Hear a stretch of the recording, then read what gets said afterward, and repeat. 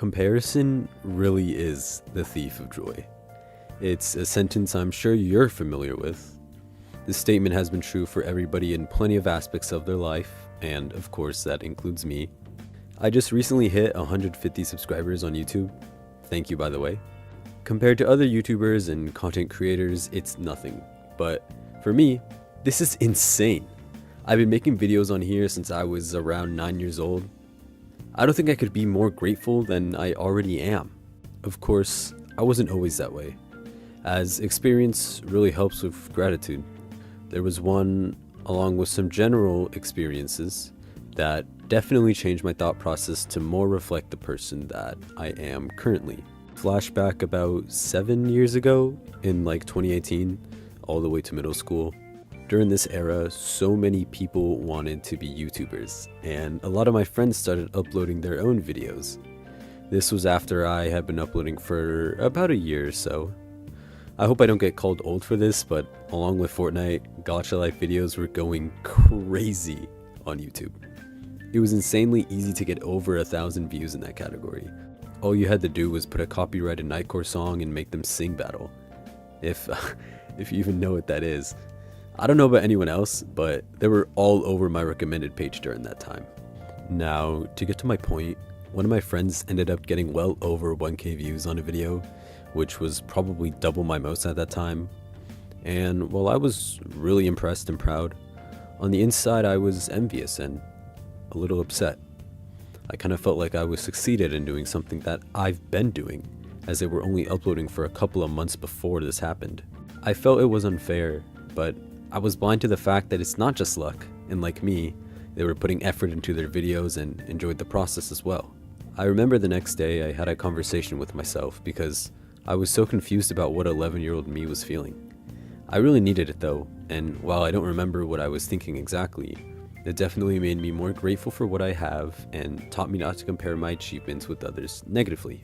Crazy enough, within the same year, they hit 1,000 subscribers, but this time, there was no envy in me. I was so proud and shocked because that number is insane for our age, and in general is not an easy feat. I didn't talk to them originally or when they hit 1K, because we kinda stopped talking once I moved schools for 5th grade, but I did comment on their videos about it, I'm pretty sure. So shout out you, by the way. Anyways, this was the moment I really learned what it meant to be grateful for what I have. Comparing my channel to others negatively is what ruined my happiness with my success.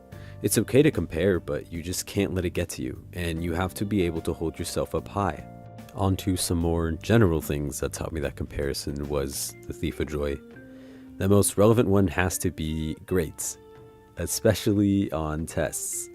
I was and still am insanely average when it comes to academics, and that really started to show in my freshman year of high school, with my Algebra 1 and biology classes especially. From the former, math was never my subject, and I'm especially bad at algebra. Now, this class humbled me when it came to tests, as I went from being one of the first people done to having to stay after school to finish. I mean, at least my teacher let me, because now my professors don't allow that at all, so I end up turning in incomplete tests, which low-key was another thing for me to just be grateful for. Anyways, even though I would take so long on these tests, I would still do horribly mid, mostly getting D's on them. And I would ask other people I knew, and they would be getting C's and B's, which just made me feel stupid. Their scores didn't actually change mine, but the comparison made everything feel worse. What snapped me out of it was realizing none of those comparisons mattered when my own grades became the problem. I ended that first semester with the mid-C in that class, but my biology grade ended up being lower. I slacked off a ton during that time as I was focusing on getting my math grade up. I was also just fooling around with my friends a lot in that class, I can't even lie. Shout out to my biology friend group. When it came time for the midterm, the last assignment of the semester, I was not prepared at all. Unrelated, but I remember I had to take it a day early in my advisory class with him because my sister was graduating 5th grade on the actual day of the exam. Anyways, I didn't do too hot on it. Around 32%, if I'm correct. Yeah, his tests were not easy at all. At least for me, as biology was another thing that was just never my subject. And I'm having to take it in college next semester, so I wonder how that's gonna go. But I barely passed that class with a 72. And honestly, that's when my gratitude kicked in.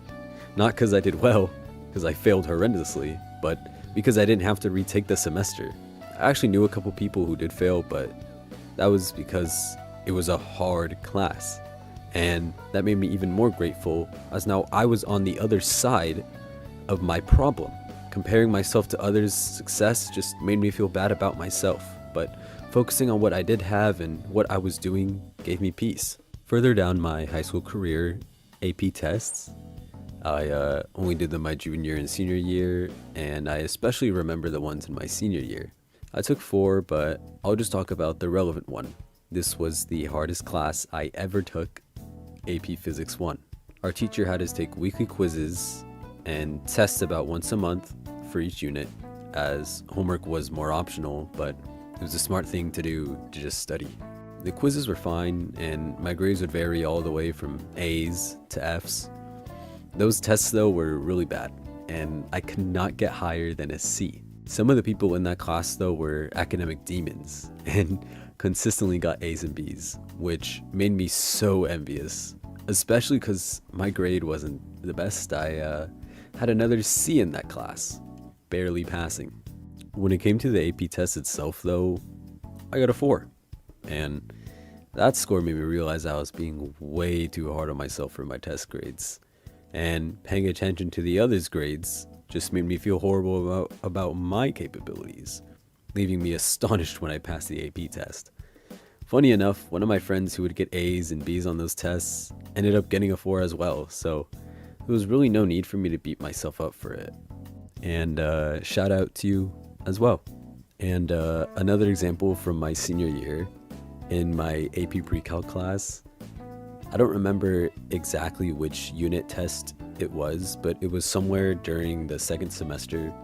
For some reason, almost everybody I asked and knew got a B on this unit test, and I got a D.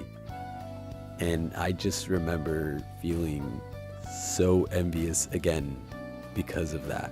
I don't know how. I was literally the only person I knew in that class that got a D on the test, while everyone else were getting C's and mostly B's. When I got home that day though, I just remember telling myself, like, it doesn't matter.